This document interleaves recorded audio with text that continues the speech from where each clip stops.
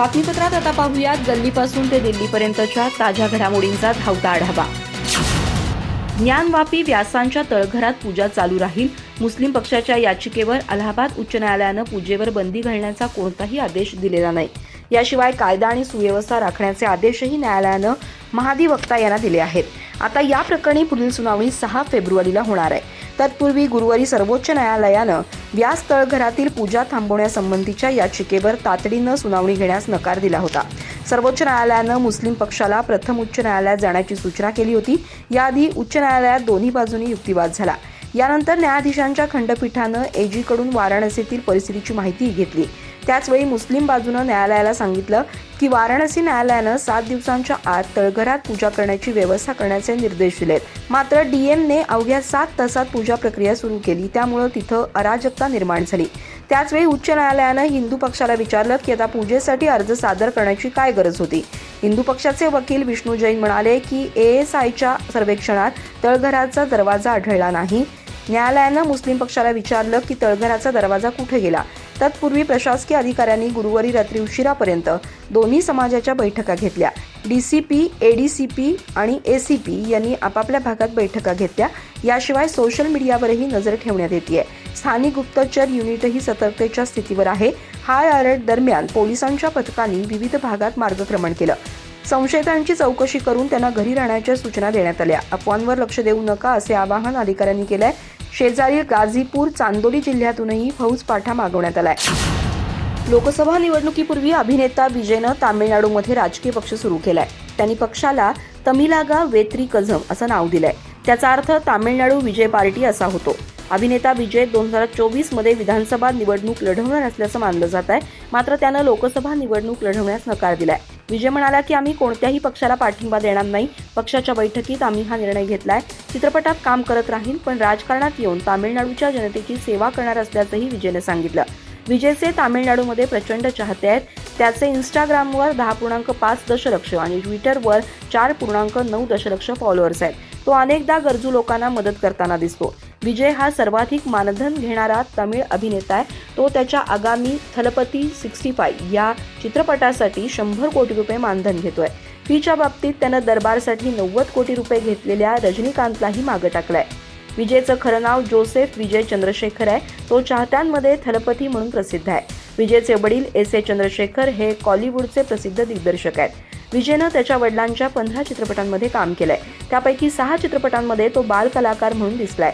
विजय हा रजनीकांत यांचा मोठा चाहता आहे. त्यानं 1985 मध्ये आलेल्या नान शिवप्पू मनिथन या चित्रपटात बाल कलाकार म्हणून त्यांच्यासोबत काम केलं होतं.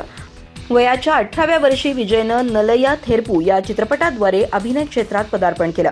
या चित्रपटात त्याचं नाव विजय होतं. या नावानं त्यानं 8 चित्रपटांमध्ये काम केलंय. 1992 मध्ये नलिया थेरपू हा सरासरी चित्रपट ठरला, पण यानंतर विजयनं एका पाठोपाठ 3 हिट चित्रपट देऊन सर्वांची बोलती बंद केली. विजयनं त्याच्या कारकिर्दीत आतापर्यंत सुमारे 65 चित्रपटांमध्ये काम केलंय. त्यापैकी बहुतांश चित्रपट बॉक्स ऑफिसवर ब्लॉकबस्टर ठरले आहेत. मराठा आंदोलक मनोज जरांगे यांनी सरकारकडे केलेल्या मागण्या सरकारनं मान्य केल्या आहेत. तरी देखील मनोज जरांगे यांनी उपोषण सुरू राहणार असं म्हटलंय. त्यावर आज मनसे अध्यक्ष राज ठाकरे यांनी मनोज जरांगे यांना सवाल केलाय. तुमच्या मनासारखं घडलं मग उपोषण कशाला, असं मनसे प्रमुख राज ठाकरे यांनी म्हटलंय. दरम्यान राज ठाकरे पुढे बोलताना म्हणाले की 2014 साली मी पंतप्रधान मोदींना पाठिंबा दिला होता. त्यांच्यासारखा व्यक्ती पंतप्रधान पदावर असावा अशी फक्त इच्छा व्यक्त केली होती. यावेळी तसा काही विचार केलेला नाही. पंतप्रधानपदी कोण असावा याची चाचपणी सुरू आहे. माझी चाचपणी झाली की सांगेन. देशात सुरू असलेल्या अशा प्रकारचं राजकारण भविष्यात भाजपला देखील परवडणार नाही. कारण सत्तेचा अमरपट्टा कुणीही घेऊन आलेलं नाही. उद्या सत्ता गेली तर काय होईल याचा विचार सत्ताधाऱ्यांनी करायला पाहिजे. इंदिरा गांधींचा दाखला देत तुम्ही हे असे किती दिवस करणार, असं राज ठाकरे यांनी म्हटलंय. राज्यात आणि देशात विरोधी पक्षांच्या नेत्यांना केंद्रीय तपास यंत्रणा ईडीकडून जोरदार कारवाई सुरू आहे. झारखंडचे मुख्यमंत्री हेमंत सोरेन यांना ईडीनं अटक केली आहे, तर दिल्लीचे मुख्यमंत्री यांना देखील ईडीनं समन्स बजावलाय. राज्यातील अनेक बड्या नेत्यांची ईडी चौकशी सुरू आहे. ईडीच्या या कारवाईवर महाराष्ट्र नवनिर्माण सेनेचे अध्यक्ष राज ठाकरे यांनी वक्तव्य केलंय. पक्ष चोरणारे, फोडणारे, हिंदूंमध्ये भेदभाव करणारे तुमचं हिंदुत्व आहे का? मी हुकुमशाहीला हिंदुत्व मानणार नाही. मत तुमचं आणि किंमत त्यांना हे चालणार नाही. तुम्हाला आता हिंमत दाखवावी लागेल, असा घणाघात ठाकरे गटाचे पक्षप्रमुख उद्धव ठाकरे यांनी केलाय. उद्धव ठाकरे यांनी भाजप राष्ट्रीय स्वयंसेवक संघाच्या पदाधिकाऱ्यांना आवाहन करताना म्हटलंय की पुढील पिढ्या हुकुमशहांच्या हातात देण्याचं पाप करू नका. मी कालपासून इथं आहे. मी काय काय केलं हे गीते साहेबांनी सांगितलं. कोरोना काळात मी माझं कुटुंब माझी जबाबदारीची घोषणा केली, पण त्यानं पण काहींना डोकेदुखी आहे. उद्धव ठाकरेंनी राज्य सरकारच्या शासन आपल्या दारी कार्यक्रमावर टीका केली आहे. उद्धव ठाकरे पुढे बोलताना म्हणाले की रायगडनं अनेकांना झुकवलंय. तानाजी मालुसरे यांची ही भूमी आहे. इथं झेंडा बाजूला आणि नॅपकिन पुढे पुढे. जॅकेट घेतली पण काही झालं नाही. भावी पालकमंत्री म्हणूनच राहिले असं म्हणत शिंदे गटाचे नेते भरत गोगावले यांच्यावरही ठाकरेंनी जोरदार हल्लाबोल केलाय. उद्धव ठाकरे म्हणाले की आम्ही गॅरंटी म्हणत नाही, आम्ही प्रामाणिकपणे काम करतो. चौकशी करायची असेल तर मुंबई पालिकेची नको, पीएम केअर फंडची करा. प्रफुल्ल पटेल तुमच्यासोबत आल्यावर त्यांच्यावरील कारवाईचं काय झालं?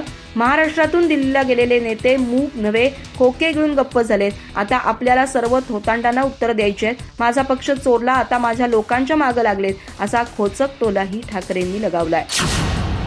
चंदीगड महापौर निवडणुकीत गैरप्रकार झाल्याचा आरोप करत आम आदमी पार्टी दिल्लीत निदर्शनं करतेय.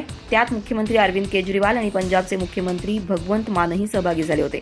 दोन्ही मुख्यमंत्र्यांसह आपचे कार्यकर्ते भाजपच्या मुख्यालयाला घेराव घालण्यासाठी बाहेर पडले.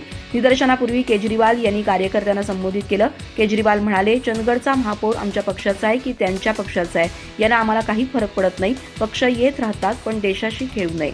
भाजपनं निवडणुकीशी खेळ सुरू केलाय. चंदीगडच्या महापौर सारख्या छोट्या निवडणुकीत भाजपला एवढा मोठा पेस निर्माण करता आला तर लोकसभा निवडणुकीत काय करणार कोणास ठाऊक. सत्तेसाठी ते देशही विकू शकतात. त्यांच्या पापांचे घडे भरल्याचे चंदीगडच्या निवडणुकीत दिसून येते. जेव्हा पापाचे घडे भरलेले असते तेव्हा निसर्ग त्याचा झाडू वापरतो. 30 जानेवारीला झालेल्या चंदीगड महापौर निवडणुकीत भाजपनं बाजी मारली होती. भाजपनं फसवणूक करून विजय मिळवल्याचा आरोप आपनं केलाय. निवडणूक अधिकाऱ्यानं त्यांची मतं जाणून बुजून अवैध ठरवली. याबाबत आपनं सर्वोच्च न्यायालयात याचिकाही दाखल केली आहे. चंपाई सोरेन झारखंडचे 12वे मुख्यमंत्री बनलेत. राज्यपाल CP राधाकृष्णन यांनी शुक्रवारी दुपारी 12:20 त्यांना शपथ दिली. झारखंडमध्ये 23 वर्षात 11 वेळा मुख्यमंत्री बदलले आहेत. त्यापैकी अर्जुन मुंडा आणि शिबू सोरेन प्रत्येकी 3 वेळा मुख्यमंत्री झाले. रघुवर दास हे एकमेव मुख्यमंत्री होते ज्यांनी त्यांचा 5 वर्षाचा कार्यकाळ पूर्ण केला. चंपाईसोबतच काँग्रेसचे आलमगीर आलम आणि RJDचे सत्यानंद भोक्ता यांनीही मंत्रिपदाची शपथ घेतली. सरकारला 10 दिवसात बहुमत सिद्ध करावं लागेल. मुख्यमंत्री हेमंत सोरेन यांनी राजीनामा दिल्यानंतर सुमारे 26 तासानंतर गुरुवारी रात्री 11 वाजता राज्यपाल CP राधाकृष्णन यांनी चंपाई सोरेन आणि आलमगीर आलम यांना राजभवनात बोलावलं आणि त्यांना सरकार स्थापनेचं निमंत्रण दिलं. तसंच चंपाई यांना मुख्यमंत्री म्हणून नामांकित केलं. रात्री 11:15 दोन्ही नेते राजभवनातून बाहेर आले. शुक्रवारी दुपारी 12:15 शपथ घेणार असल्याचं चंपाई यांनी सांगितलं. दुसरीकडे प्रदेश काँग्रेसचे प्रभारी गुलाम अहमद मीर यांनीही सांगितलं की चंपाई सोरेन यांच्यासह आणखी 2 मंत्र्यांना शपथ देण्याचा कार्यक्रम निश्चित करण्यात आला. राज्यातील राज्यसभेच्या 6 जागांच्या निवडणुकीसाठी सत्ताधारी आणि विरोधकांनी जोरदार व्यूहरचना आखली आहे. ही निवडणूक बिनविरोध होण्याची शक्यता आहे. भाजप राज्यसभेत 6 पैकी 3 जागांवर उमेदवार देणार आहे, पण भाजपनं 4था उमेदवार दिल्यास उमेदवारी कुणाला द्यावी या मुद्द्यावर चर्चा करण्यासाठी उपमुख्यमंत्री देवेंद्र फडणवीस यांनी शुक्रवारी दिल्लीत जाऊन भाजप अध्यक्ष JP नड्डा यांच्याशी चर्चा केली. यामुळे राज्यसभा निवडणूक बिनविरोध होते किंवा नाही याविषयी संभ्रम निर्माण झालाय. राज्यसभेच्या निवडणुकीचा कार्यक्रम जाहीर झालाय. महाराष्ट्रातील 6 जागांसाठी येत्या 27 फेब्रुवारी रोजी निवडणूक होणार आहे. यानंतर लगेच मतमोजणीला सुरुवात होणार आहे. या पार्श्वभूमीवर देवेंद्र फडणवीस यांनी गुरुवारी रात्री दिल्लीला जाऊन भाजप अध्यक्ष JP नड्डा यांची भेट घेतली आहे. या भेटीत राज्यसभा निवडणूक बिनविरोध करावी की भाजपनं 4थी जागा लढवावी या मुद्द्यावर चर्चा केली अशी माहिती सूत्रांनी दिली आहे. या संबंधीच्या वृत्तानुसार भाजप राज्यसभेच्या निवडणुकीत 3 उमेदवार देणार आहे, पण पक्षश्रेष्ठींनी 4थी जागा लढवण्याचा निर्णय घेतला तर उमेदवारी कुणाला द्यायची यावर या भेटीत महत्त्वपूर्ण चर्चा झाली. भाजपच्या संख्याबळानुसार या निवडणुकीत भाजपचे 3 तर अजित पवार गट आणि शिंदे गटाचा प्रत्येकी 1 जागा निवडून येण्याची शक्यता आहे. त्यातच भाजपनं 4थी जागा निवडण्याचा निर्णय घेतला तर मबियातील मतं फोडावी लागतील. त्यामुळे हे काम कसं करायचं यावरही या बैठकीत महत्त्वपूर्ण चर्चा झाली. स्वतः देवेंद्र फडणवीस यांनी एका ट्विटद्वारे या भेटीची माहिती दिली. गायकवाडांची भाषा योग्य नाही, पण मला त्यांना एवढंच सांगायचं आहे की तुम्ही ज्या शिवसेनेत शिकलात त्या इन्स्टिट्यूटमध्ये मी सिनियर प्रोफेसर होतो. अशा शब्दात मंत्री छगन भुजबळ यांनी संजय गायकवाड यांना इशारा दिलाय. दरम्यान छगन भुजबळ पुढे बोलताना म्हणाले की संजय गायकवाड यांचं मी काय वाकडं केलं हेच मला कळत नाही. मी त्यांना कधीही भेटलेलो नाही. ते त्यांच्या समाजाची मागणी करतायत. मी माझ्या ओबीसी वर्गाची मागणी पुढे करतोय.